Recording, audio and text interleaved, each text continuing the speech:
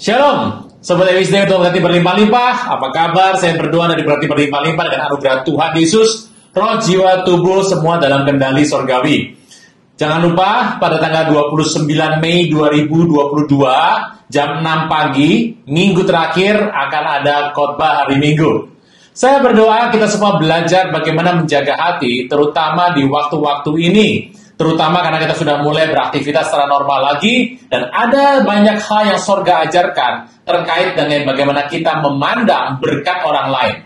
Saya berdoa kita tidak salah dalam mengambil tindakan, karena bagaimana sikap hati kita terhadap orang lain akan menentukan bagaimana kita menghidupi jalan kita bersama dengan Tuhan. Saya mengajak kita semua bersama-sama untuk berkumpul, beribadah, dan ibadah online, dan biarlah tangan Tuhan yang perkasa menyertai setiap kita. Hari Minggu, 29 Mei 2022, jam 6 pagi. Sampai jumpa, Tuhan Yesus memberkati berlimpah-limpah. Amin.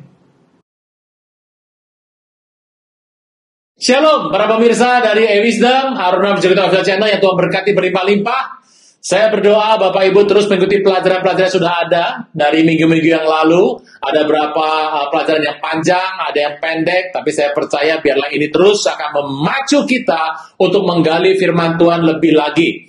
Dalam pelajaran ke depan, Bapak Ibu, saya akan membahas lagi soal keuangan dan terutama bagaimana kita mencari talenta, menemukan lebih tepatnya talenta dan panggilan kita. Ada banyak orang bertanya, Pak, kalau berdoa saya sering, tapi kalau saya pengen tahu gimana ya caranya? Bapak Ibu, ada beberapa tayangan pelajaran terkait dengan soal pekerjaan. Nanti juga ada 3 tayangan terkait dengan talenta. Saya percaya biarlah kita bisa terus belajar bagaimana kita bisa menggali firman Tuhan. Terutama karena pekerjaan dan panggilan dan talenta itu adalah terkait kehidupan kita sehari-hari dalam bekerja. Terus ikuti tayangannya dan biarlah kita semakin maju. Saya berdoa Bapak Ibu terus diberkati dalam segala hal untuk semakin mencintai Tuhan Yesus. Yang kedua Bapak Ibu, saya mengucapkan terima kasih atas kemurahan, atas waktu, atas segala hal doa yang boleh diberikan untuk mendukung pelayanan dari Haruna Wijayuta Official Channel. Saya dan tim, kami berdoa supaya tangan perkasa Tuhan membela, melindungi, memulihkan, menyembuhkan, dan mencukupi setiap kehidupan Bapak dan Saudara sekalian. Dan biarlah kita terus berlari di waktu-waktu ini untuk semakin dekat kepada Tuhan. Tuhan Yesus memberkati berlimpah-limpah, dan biarlah kita terus ada dalam hati Tuhan. Dalam nama Tuhan Yesus, haleluya, amin.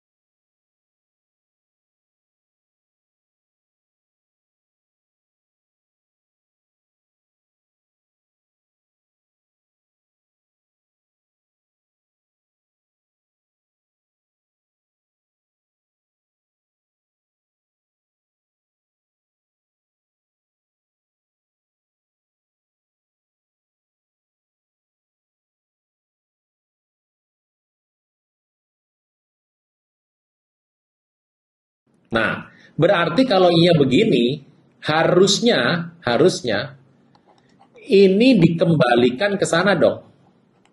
Dikembalikan ke sana. Bagaimanapun, ending akhirnya itu bentuknya harus begini. Ending akhirnya. Jadi kalau ini sudah sampainya di sini, bagaimanapun harus begini. Lah itu gimana caranya, Pak? Nah ini Bapak Ibu, ada rahasia di sini. Jadi fakta di Alkitab itu waktu ini menjadi feminim dan tiba-tiba taman itu adalah maskulin. Kan nggak boleh. Harusnya kan ini. Jangan tunda menerima Yesus. Hanya Yesus yang sanggup melepaskan Anda dari kesalahan dan dosa. Selalu ada waktu bagi Dia, tetapi tidak selalu ada waktu bagi Anda. Mari, ikuti saya mengucapkan doa berikut dengan yakin. Tuhan Yesus, ampuni semua kesalahan dan dosaku. Saat ini dengan sadar dan rela, aku mengundang Engkau sebagai Tuhan, Raja, dan Juru Selamat hidupku. Terima kasih Tuhan Yesus untuk namaku telah dicatat dalam kitab kehidupan. Amin. Jadi sebetulnya waktu Adam mengerjakan taman, bentuk kata taman yang ditampilkan di depan Adam, jadi Adam itu melihat yang namanya taman itu ya ada yang namanya bunganya, ya toh, ada segala macam indah-indah begitu. Inilah taman. Saya nggak tahu Anda suka dengan taman apa tidak, tapi menurut saya semua orang suka dengan taman. Bunga begitu ya, bunganya mekar, ada tamannya indah. Kemudian ada rumput-rumputnya yang muncul di sana. Saya tidak sedang menggambar untuk anak sekolah minggu, Bapak Ibu, tetapi supaya kita lebih paham lagi mengenai sebuah taman yang indah yang Tuhan sering buat kita. Waktu Adam mengerjakan taman ini, sebetulnya kan di dalam sini itu ada unsur yang namanya feminin. Ada unsur femininnya. Jadi walaupun taman ini sifatnya adalah maskulin, tapi kalau kita melihat yang namanya sebuah aturan, berarti sebetulnya di dalam taman ini, waktu Adam mengerjakan taman ini, sebetulnya ada unsur feminim di sini. Karena ini seharusnya begini nih, yang benar begini. Kalaupun ini bentuknya adalah maskulin di sini, kita harus mencari apa yang terjadi di taman ini yang bentuknya adalah maskulin. Yuk kita lihat sebentar. Tadi Kejadian 15. Ada yang bilang sama saya, Pak, sebetulnya waktu Adam tuh mengerjakan taman, itu sebetulnya bukan taman yang dikerjakan. Sebetulnya Adam sedang mempersiapkan datangnya Hawa, sang feminim itu, Pak. Jadi Adam di sini ini cuma transit aja. Jadi tujuan pertama bukan taman. Dengan dia ngerjakan taman, nanti endingnya itu karena dia sudah bisa mengurus taman, maka dia akan bisa mengurus istrinya, yaitu adalah Hawa. Ini kalau saya cerita begini dan saya iakan pendapat itu, semua wanita yang bersuami senang sekali. Dan mulai bilang sama suaminya, no, dengerin tuh cerita tadi. Ada pendapat mengatakan, karena ayat 15 bicara mengenai taman, ini hanya sebuah transit. Jadi dengan Adam mengurus sebuah taman, maka sebetulnya nanti Adam sedang mempersiapkan dirinya untuk mengurus Hawa. Masalahnya Hawa itu baru ada di ayat 22. Bisa itu Bapak Ibu ya. Jadi pertanyaannya, kalau sudah peliharanya itu adalah feminim, maka taman tuh harus ada unsur feminimnya. Lah kalau yang namanya feminim di sini kan baru pasal 22, Hawa belum ada. Jadi kita sekarang harus mencari sesuatu sebelum ayat 15 ke atas. Dari ayat pertama sampai 14, mana yang ada sifat wanita feminimnya. Jangan-jangan waktu Tuhan meminta Adam mengurus taman, itu sebetulnya adalah mengurus sesuatu yang bersifat feminim dari ayat pertama sampai 14. Kita cari. Nah, kita mulai cari sekarang pelan-pelan, Bapak Ibu ya. Kita cari pelan-pelan, kita hapus dulu. Kita cari pelan-pelan. Naik ke atas sebentar. Ayat yang ke-10 sampai 15. Kalau Anda lihat ternyata itu adalah sungai. Tujuan utamanya sungai. Pertanyaan saya, apakah sungai bersifat feminim, lalu Tuhan minta Adam kerjakan taman, lalu ngerjakan sungai begitu? Itu jadi masalah. Apakah sungai? Katanya bukan, karena sungai kan sudah ada. Buat apa sungai dikerjakan? Tuhan tidak pernah suruh Anda untuk membuat taman. Kasih garis ini berkali-kali. Tuhan suruh Anda pelihara dan usahakan taman, bukan buat taman. Banyak orang dalam hidup ini membuat tamannya sendiri. Kita sudah punya sebuah taman, Anda kerjakan saja taat sama Tuhan. Kita sudah punya talent dari Tuhan dan kita kembangkan. Nggak usah cari talent dari luar. Berarti bukan sungai kelihatan. Kita mundur lagi ayat 8 dan 9. Tadi 10-15 bukan sungai. 8-9 di situ adalah Tuhan menempatkan manusia dan Tuhan menumbuhkan pohon. Jawabannya adalah pohon kan sudah ada. Buat apa pohon diadakan lagi? Sungai juga diadakan, dikerjakan. Bagaimana kerjakan pohon? Pohon tumbuh sendiri kok. Apakah sungai itu perlu dikerjakan? Sungai sudah mengalir, bukan pohon.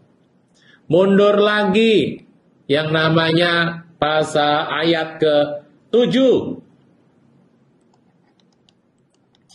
Ternyata di ayat ke-7 itu adalah topik utamanya. Kalau tadi topik utama 10-15 adalah sungai. Topik 9-9 adalah pohon. 8-9 ini pohon. Topik 7 itu adalah hidup. Kita baca. Ketika itulah Tuhan Allah membentuk manusia debu tanah dan menghembuskan nafas hidup dalam hidungnya. Demikianlah manusia menjadi makhluk yang hidup. Kata hidup menggunakan kata hayim. Hayim itu adalah kehidupan yang banyak, yang bermultiplikasi. Hayim atau hayim. Dari kata hayim ini, Bapak Ibu, ini sifatnya adalah feminim. Apa yang saya mau cerita? Garis besarnya apa? Konklusinya apa? Konklusinya adalah ternyata waktu Adam itu mengerjakan taman, dia memotong, menyiangi, menanam, mengatur, kemudian mengatur perairannya, membuang semua batu-batu di sampingnya, dirapikan semuanya. Waktu dia mengerjakan taman, mengusahakan artinya menambah lebih baik.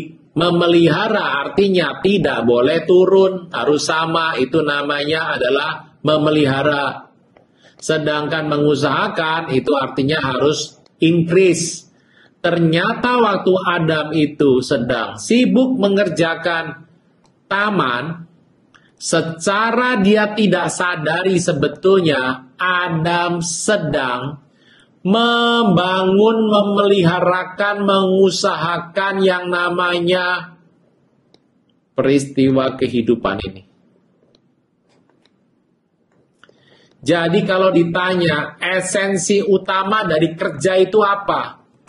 Ternyata waktu engkau bekerja, engkau secara tidak sadar, engkau sedang membangun kehidupan dalam dirimu. Orang yang sedang bekerja dengan baik, membangun kehidupannya sendiri. Makanya banyak orang itu kerja asal-asalan, akibatnya kehidupannya tidak pernah berbuah. Kehidupannya tidak pernah teratur. Kenapa? Karena kerjanya asal-asalan. Ternyata waktu engkau bekerja dalam hidup Anda, itu engkau dan saya sedang membangun sebuah kehidupan tanpa kita sadar. Tuhan, kalau Anda lihat di Alkitab, banyak sekali. Itu biasanya kalau Tuhan mau pergi dari sini, mau ke sini, selalu akan ke sini dulu. Dengan orang Israel taat kepada Tuhan, dengan orang Israel percaya kepada Tuhan, dengan orang Israel melakukan perintah Tuhan, Tuhan berkata, maka aku berikan kau hujan. Engkau gak perlu susah, airi itu yang namanya pertanian kayak kebun sayur, gak usah. Aku datangkan hujan. Tuhan gak pernah suruh orang Israel datangkan hujan sebagai pawang, tidak pernah. Tuhan hanya suruh orang Israel percaya dan berbakti kepada Tuhan, nanti hujannya turun sendiri. Bahkan kalau Alkitab berkata, kalau orang Israel percaya kepada Tuhan dan mengandalkan Tuhan dan beribadah kepada Tuhan, tidak perlu menjaga yang namanya kehidupan kota dan pemukimannya. Tuhan yang pelihara. Pernah mendengar, kalau sampai engkau pergi kepada Tuhan beribadah, hari itu kosong negeri itu, Tuhan katakan tidak ada orang lain penduduk negeri manapun, tidak pernah ada musuhmu yang akan mengingini daerahmu. Unik ya? Ternyata untuk bisa mencapai kehidupan yang berkembang, berbuah, kita cukup taat pada sebuah perintah yang Tuhan berikan. Yang menarik adalah, Tuhan cuma suruh Adam itu untuk mengerjakan taman. Waktu Tuhan meminta Adam kerjakan taman, Adam kerjakan taman, tiba-tiba tanpa disadari, Adam sedang membangun kehidupannya. Sebuah contoh Bapak Ibu supaya Anda bisa lebih jelas. Kita hapus dulu. Adam mengerjakan taman. Ya, rajin-rajin. Ada nih seperti engkau dan saya Bapak Ibu mengerjakan taman dengan rajin. Ya toh.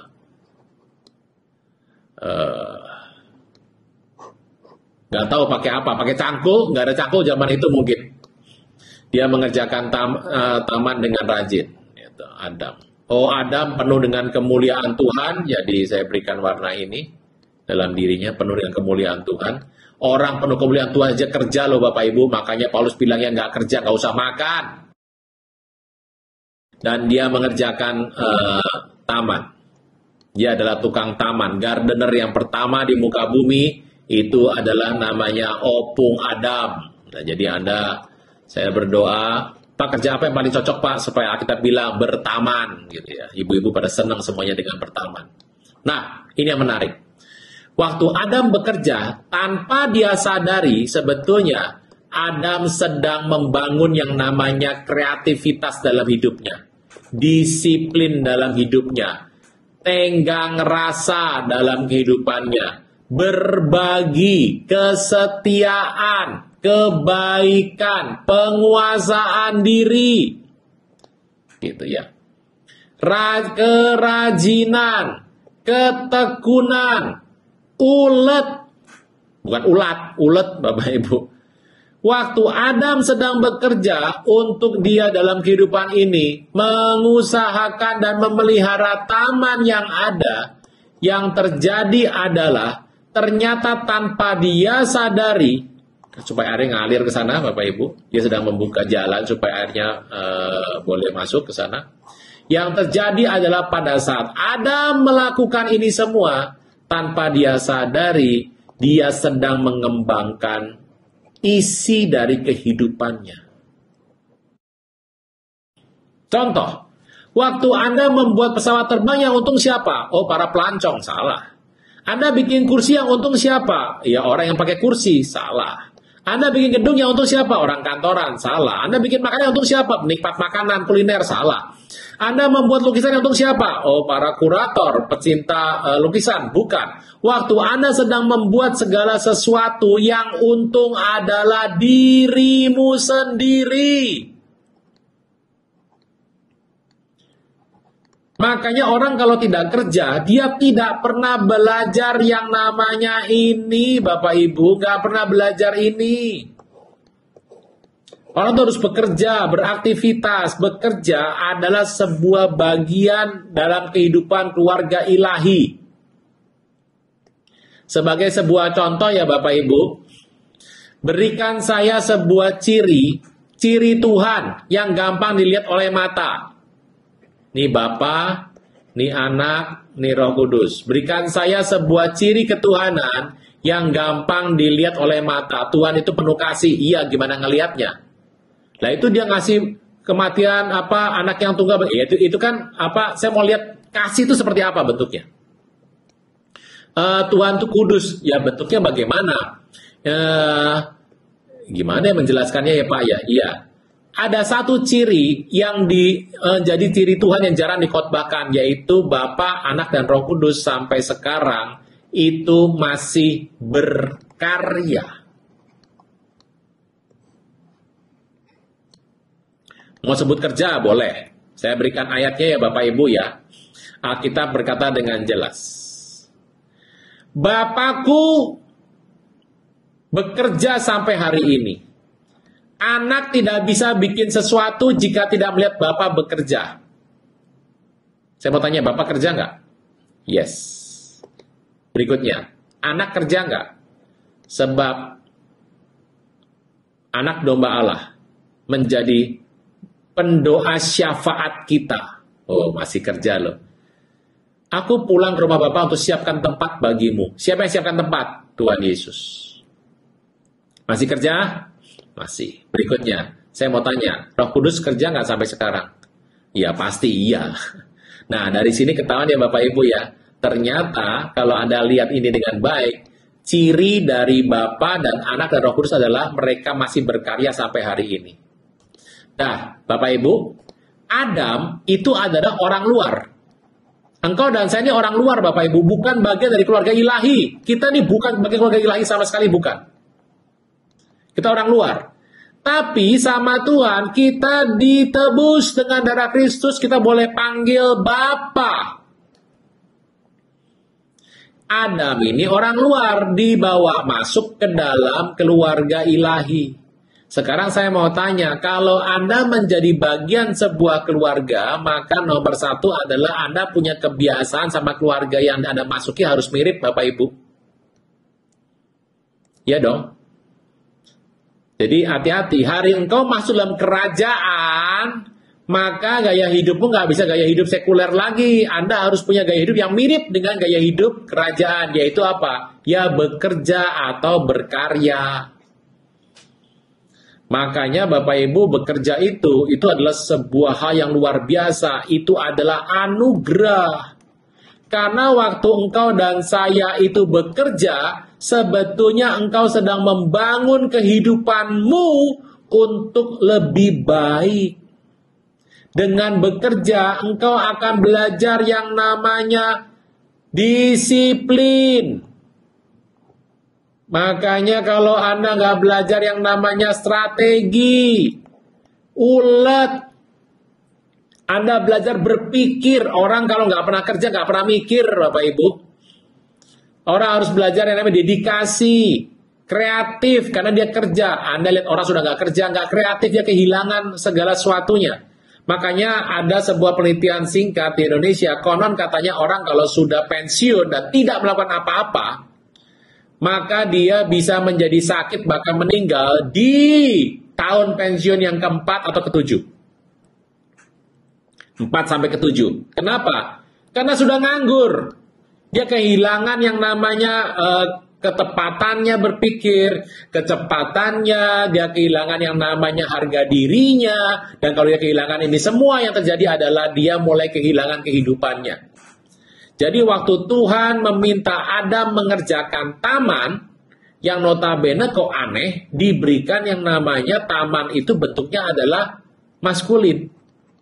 Ternyata waktu Tuhan minta mengerjakan taman, aturannya yang betul adalah kalau sudah mengerjakan itu bentuknya adalah feminim, maka berakhirnya harus feminim. Urusan di tengahnya ada yang namanya ini, itu urusan belakang Bapak Ibu. Ternyata kita tahu kehidupan yang Tuhan berikan kepada kita harus dikaryakan. Sampai sini bisa ya Bapak Ibu? Ini adalah sebuah pelajaran di Alkitab. Ternyata kalau engkau tuh kerja sudah benar. Ini udah benar kerja Bapak Ibu. Ini sudah benar. Muncul ini sudah. Banyak orang kerja asal jadi. Kerja banyak nuntutnya, banyak cerewetnya. Tugas gak dikerjakan, mintanya hak, terus kewajibannya dibuang. Kalau hidupnya ini tidak berkembang, dijamin nanti endingnya adalah, saya hapus dulu yang ini, supaya bisa kelihatan nanti ceritanya. Yang terjadi adalah, kalau dia tidak berkembang, maka dia memiliki yang namanya income-nya juga bermasalah. Karena kerja bukan sekedar produk Bapak Ibu, orang mencari kehidupan, lively. Kelihatan Bapak Ibu orang yang melakukan sepenuh hatinya. Nanti setelah ini Bapak Ibu saya akan cerita bagaimana Anda mengetes talenta dan panggilan hidupmu hari-hari ini. Dengan doa dong Pak, kalau Anda bisa doa ya tanya sendiri Bapak Ibu. Nanti akan ada tayangan berikutnya bagaimana ngetes pakai yang namanya kuesioner. Ada diberikan. Anda akan lihat tayangan berikutnya nanti di belakang dalam minggu-minggu ke depan. Nah, saudara Tuhan, yang luar biasa adalah ternyata kalau kita melihat ini semua, kita akan tahu bahwa ternyata kalau ini sudah income-nya bermasalah, gara-gara kerjanya bermasalah, income bermasalah, konsumsinya itu akan berantakan. Konsumsi ini kan orang makan ya pengen makan. Dan kalau income-nya bermasalah, konsumsinya nggak bisa dikurangi, akibatnya mencuri. Mencuri ini adalah bagian yang banyak dilakukan oleh orang-orang percaya juga loh Bapak Ibu. Hati-hati soal mencuri. Nah kalau konsumsinya tidak bisa berkurang, income-nya kecil, endingnya bagaimana dia bisa nabur Bapak Ibu? Bagaimana caranya dia menabur? Menaburnya sudah pasti akan menjadi prioritas yang kesekian bila perlu nggak ada prioritasnya. Jika sudah konsumsinya bermasalah dalam kehidupan ini, yang terjadi berikutnya investasinya pun bermasalah. Bahkan mungkin tidak berpikir investasi. Semua yang dibuat investasinya selalu tujuannya untuk memenuhi yang namanya konsumsi lagi, sehingga tidak diragukan lagi. Tidak aneh, tidak mengejutkan, investasi bodong pun akhirnya disikat. Nah, jadi Bapak Ibu jangan menyalahkan gini, kenapa saya investasi? Ya karena ini tidak ada. Yang menjaga itu adalah ini. Bisa kelihatan ya, mengerjakan taman hanya sebagai sebuah transit yang Tuhan berikan. Karena yang Tuhan mau bukan itu, ini yang Tuhan mau. Ini sebuah ciri yang luar biasa kalau Bapak Ibu lihat bagaimana Tuhan mengajar kita melalui Adam. Nah ini kalau sudah bermasalah Bapak Ibu, tawaran-tawarannya banyak. Investasinya ingin untuk memuaskan konsumsi hidupnya. Kalau sudah kepepet begini Bapak Ibu, orang lain pun akan dikorbankan. Muncul yang namanya nanti adalah pola. Nah ini, member get member. Nah ini. Loh, itu kan ada Pak. Nanti dulu sebentar, jangan cepat-cepat Anda menyalahkan. Ini yang namanya adalah skema Ponzi. Dari Charles Ponzi, 1920-an sudah ada Ponzi scheme, yaitu adalah menggait orang di bawah. Ini menggait ini. Nanti yang ini menggait lagi, ini menggait lagi, ini menggait lagi, gitu terus menggait. Jadi dari 1 dapat 2, 2 4, atau 4 8. Ini kan pangkat terus ke atas nih, gitu.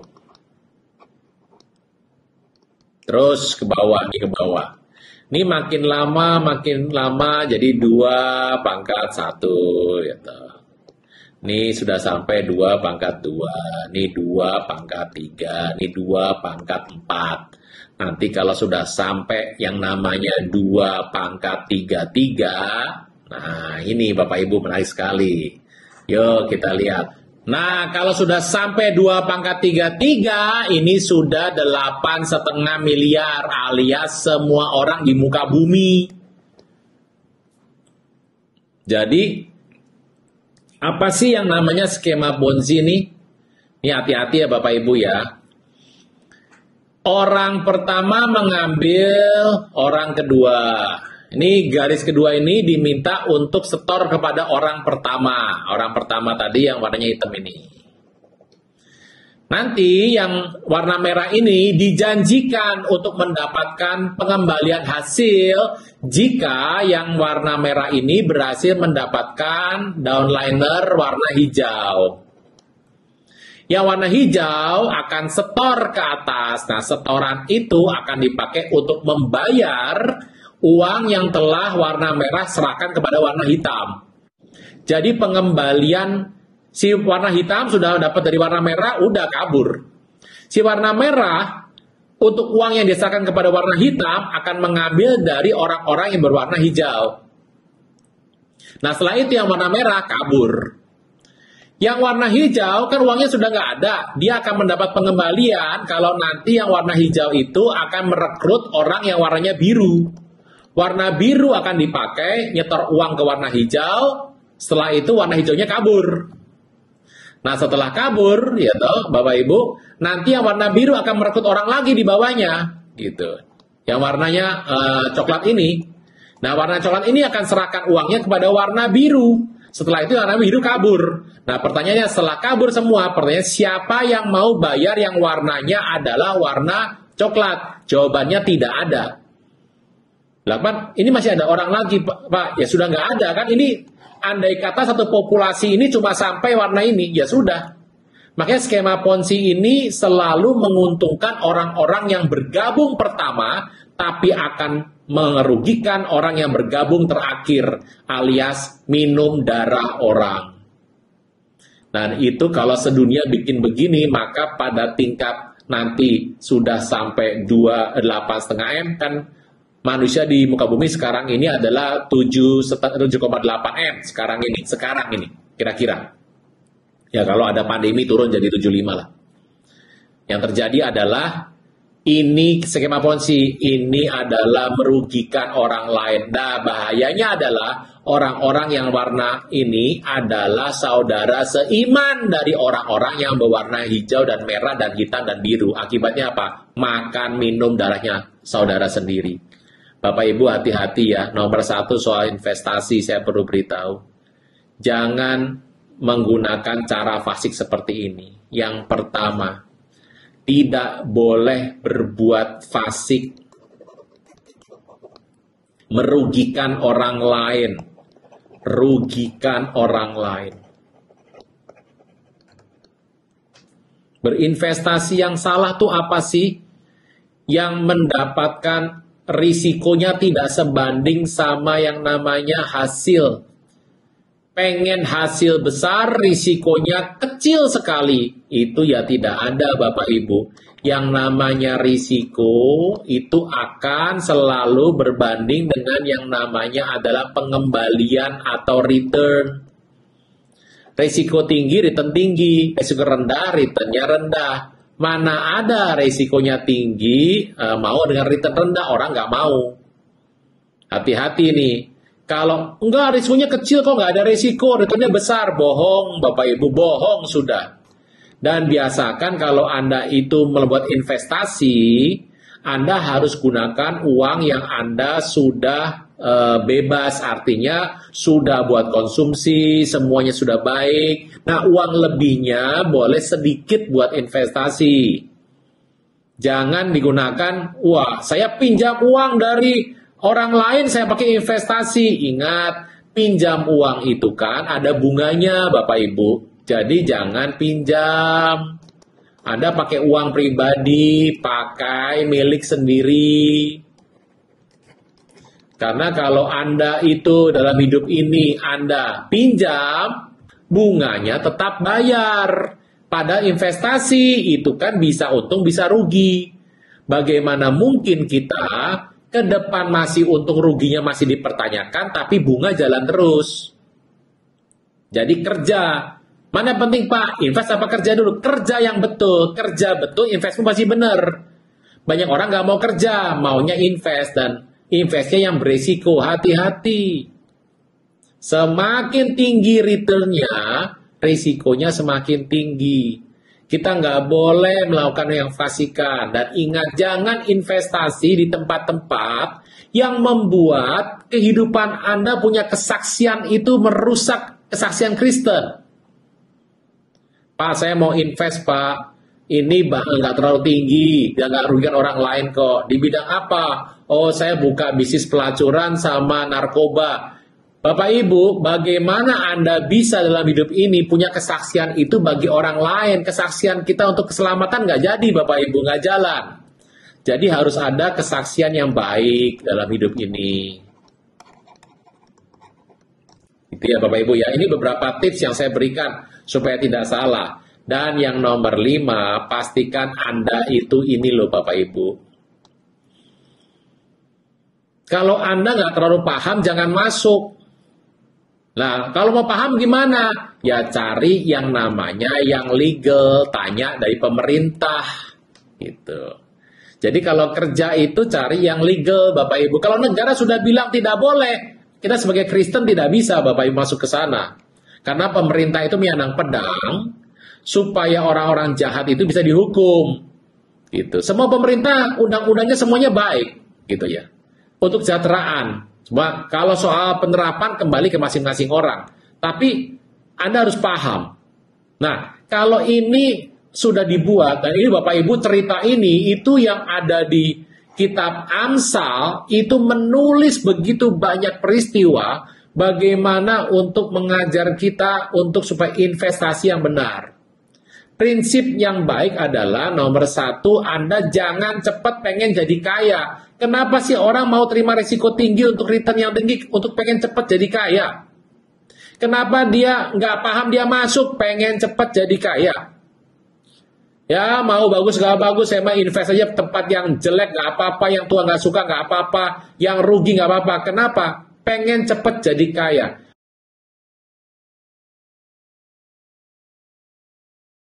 Masalah umat manusia adalah tidak mau proses. Saya udah cerita Bapak Ibu di banyak tempat bahwa kalau Anda nggak diproses, Anda nggak bakal ketemu yang namanya jalan ilahi. Semua hamba Tuhan diproses di Alkitab. Masa Anda malah lepas sendiri Bapak Ibu? Pengen instan. Pengen instan, cepet. Nah, kita berkata kekayaan akan terbang seperti Raja Wali. Yang kedua, dosa atau kefasikan. Makan duit orang buat jahat tidak apa-apa, yang penting kaya. Hati-hati. Yang ketiga adalah ingin dihormati manusia. Ingin kemuliaan dari manusia. Pamer, flexing. Flex itu pamer harta. Kalau harta dipamerkan, kalau utang ya tidak. Biasanya begitu.